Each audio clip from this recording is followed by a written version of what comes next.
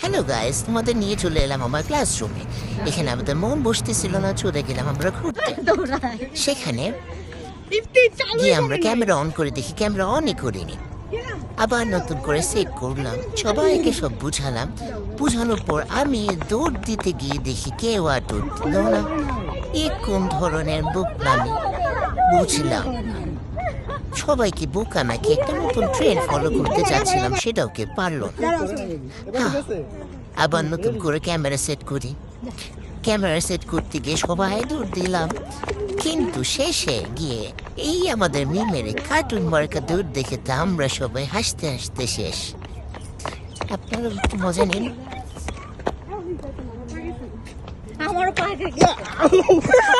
দিল এক লাভ ক্যামেরার উপর।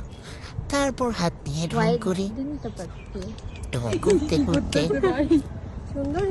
আমি একটা ভিডিও করে ভাবলাম, করতে গিয়ে দেখি আমাদের সময় আর মেহিত দেওয়া ফালতু লাগলো না আমাদের নেই।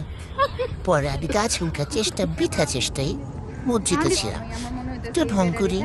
আর এখানে মেয়ে কিছু একটা বলতে চাচ্ছিল, তা যদি শোনাই তাহলে আমাদের চাকরি নট হয়ে যাবে। খাওয়া দাওয়া করে শুধু খালি পেটটা দেখাচ্ছিলাম। কি যে একটা অবস্থা আমাদের, কালো পেতনির মতো। কাজের বউয়ের থেকে সুন্দর।